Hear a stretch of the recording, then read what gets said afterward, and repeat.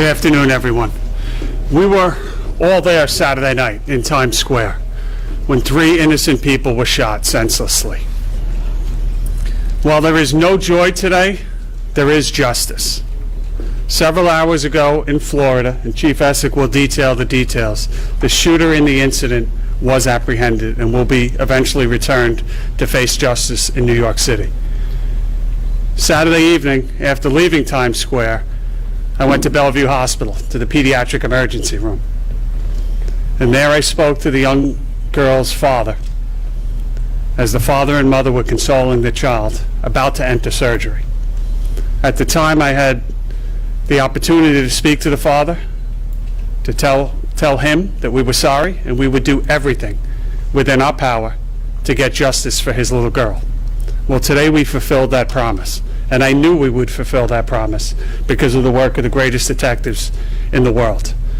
Chief Essick is now going to detail how the apprehension went about.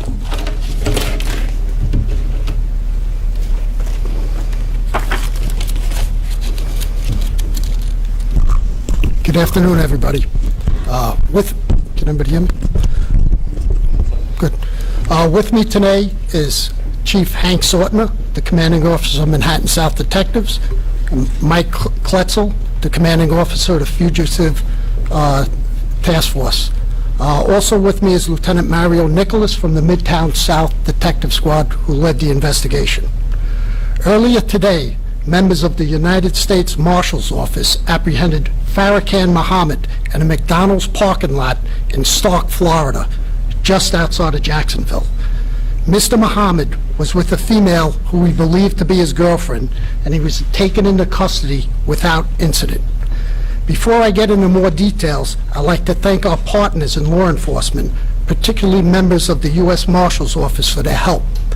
I also want to thank Hank Sortner's people, Manhattan South Detective personnel, and homicide detectives for their work. If you can only imagine, it's a daytime shooting, Times Square, thousands of hours of video canvassing to be viewed, witnesses to be interviewed. The eyes of the world were on them. They were watching. And here we are, 4 days later, with an apprehension, an identification of the perpetrator made a few hours after this horrific incident. Truly a great job by the New York City police detectives. In particular, I want to point out 2 sharp-eyed sergeants, Sergeants Monaco and Essick, who at a later homicide investigation nearby that night spotted the intended target based on clothing match and facial similarities, and that intended target was able to be interviewed. Also, a P.O. Latimer, who was formerly assigned to the Times Square detail, who viewed the picture of Mr. Muhammad and was instrumental in the ID of the suspect.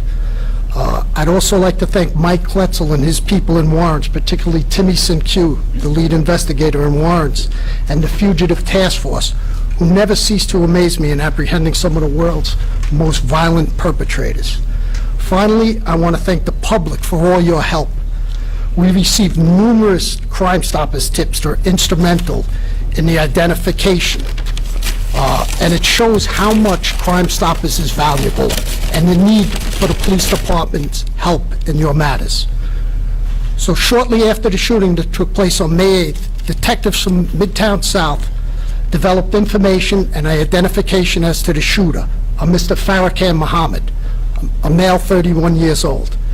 Through leads from the public via Crime Stoppers tips and other investigative measures, we were able to determine that Mr. Muhammad was traveling out of state and heading south.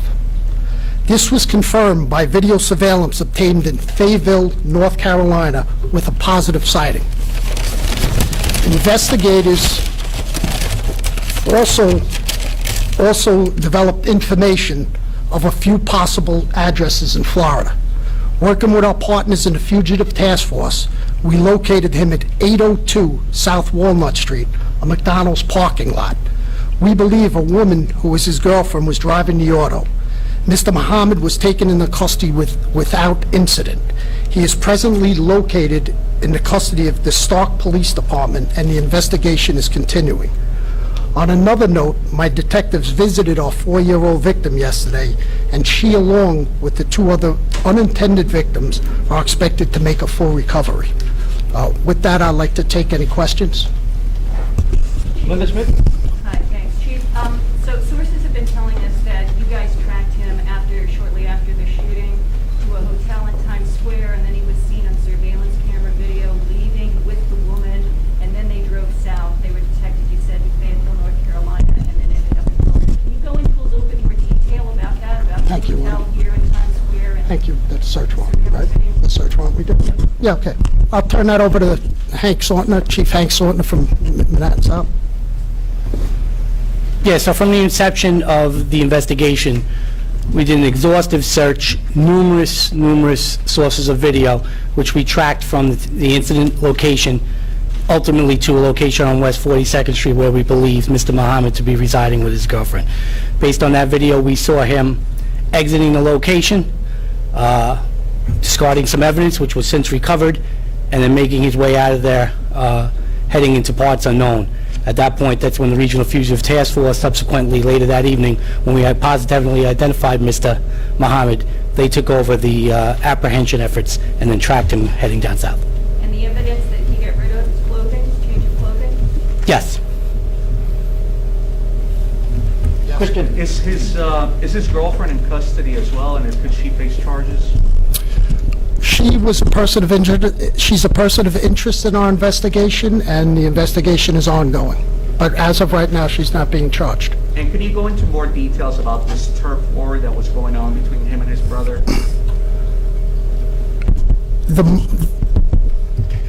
motive for this, and I can explain it this way, there's no motive for shooting, pulling out a gun and shooting anywhere in New York City. But we believe our perp and our victim are CD vendor sellers in the area. But that does not excuse anything. With the investigation into the motive is still going. It's an ongoing investigation. Shannon? Can you talk a little bit more? I know you said you figured out that he was going down south, but what that timeline meant like, tracking him in Fayetteville and eventually getting to Florida? Mike? Yeah, so we were just...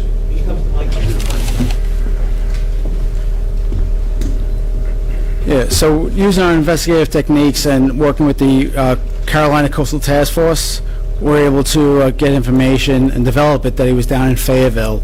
And from there, using computer checks and other things, we assumed he was going to be traveling further south. And we reached out to the Florida Caribbean Task Force, and they helped us out with tracking him and ultimately making the apprehension. They did a great job. And do you know exactly that hotel in Times Square that you mentioned? What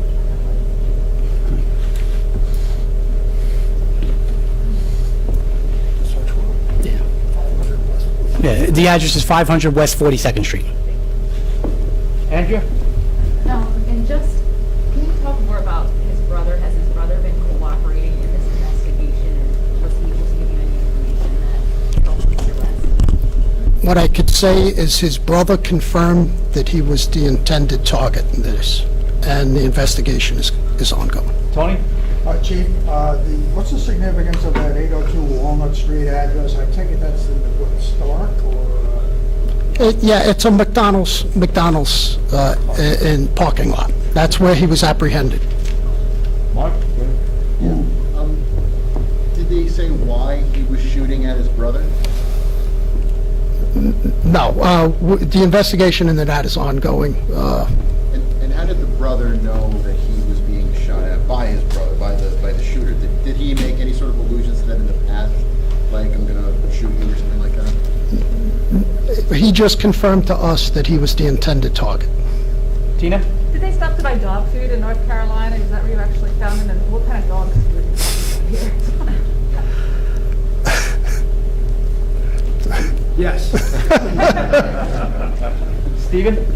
Can we go into a little more detail about the apprehension itself, if he said anything as he was being taken into custody? And we also heard reports about his car's fuel level, if you could go into some detail about that. No, he was At the apprehended. microphone, if you could. He was apprehended without an incident. A very professional job by the task force down in Florida. There was no incidents.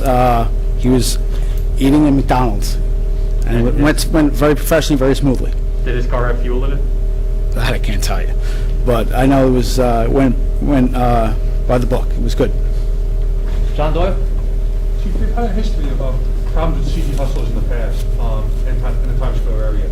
We understand this might have been a turf battle between the two brothers of a sidewalk space to hustle CDs and that. Is there any indication that this was involved in a turf battle? And is the PD doing anything about CD hustlers and other vendors in Times Square area? Again, as to the motive in this, it'll be, it's under investigation. Once it's complete, we'll know. As far as the vendors, So first, before I respond, I really have to make sure we commend Police Officer Alyssa Vogel for her remarkable rescue of getting that young lady to an ambulance and getting her to the hospital. I thought that was phenomenal. And yeah, you know, we kind of got out of the business of dealing with CDs, and that's pretty much Consumer Affairs' job now. But we're also going to take a look at, you know, aggressive soliciting and making sure that they happen to stay in a certain zone by Times Square before they sell their CDs, be it using their First Amendment rights or some other way of selling these items to tourists or any other New Yorker. Is this an opportunity to get back into the vendor business, the vendor enforcement business? No, absolutely not. This is something that we already took a look at, and we're working with City Hall to see if there's something that needs to be addressed. Rocco? Chief, was the gun recovered, and what was their game plan down in Florida? Any sense of scope where they head down there? the gun has not been recovered yet. We're still, anybody has information on that, we hope the public will reach out and help us again, but it's an ongoing investigation into that. As far as where they were headed, we had some addresses down there that we knew they might have been heading to. That's what led us to Florida. But any information is leaving the country, no, we don't have that now. Did he change his appearance? Other than change his clothing? He altered his appearance. If you see, he's got a different haircut right now. He did alter his appearance. How so? He changed? Shaved his parts of his head and some of his dreadlocks off. Some of his locks. Linda Schmidt? I just need a clarification because I can barely hear you. Are you saying that he changed the color of his hair? He altered his appearance. He shaved down his head on the side. Okay, in addition to, okay. And then Florida, were they in Florida because family are there or friends are there? We knew he had some addresses that they might go to, so that's what led us to Florida once he started going through North Carolina, and we knew he was heading south. Okay, but you can't say if it was family or friends? No, not at this point. Okay, and then I also need a clarification too about the McDonald's thing. He was in the parking lot of McDonald's? Was he in the car? He was in the car in the parking lot. Okay, so the stories that we've heard then about them running out of gas because of long fuel lines and he couldn't get gas, that's all bogus?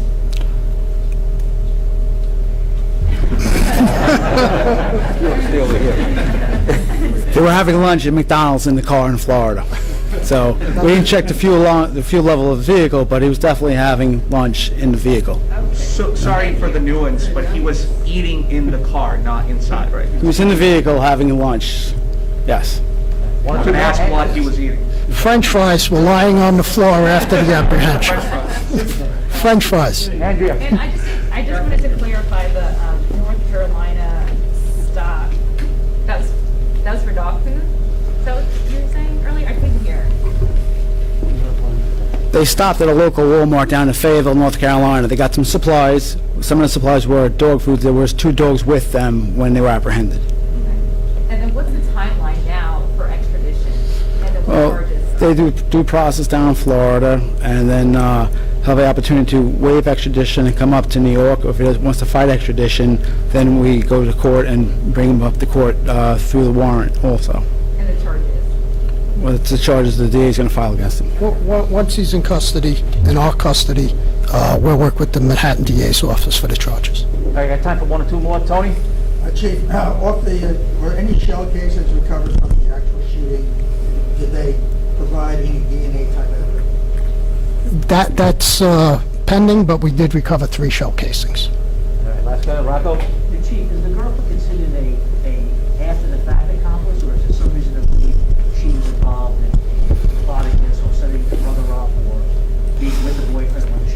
That's part of the ongoing investigations. Originally, she's a person of interest in this investigation, and we'll determine as the investigation goes along.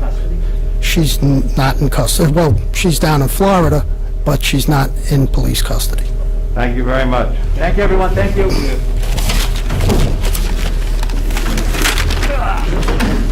You took my folder? Good, take it all.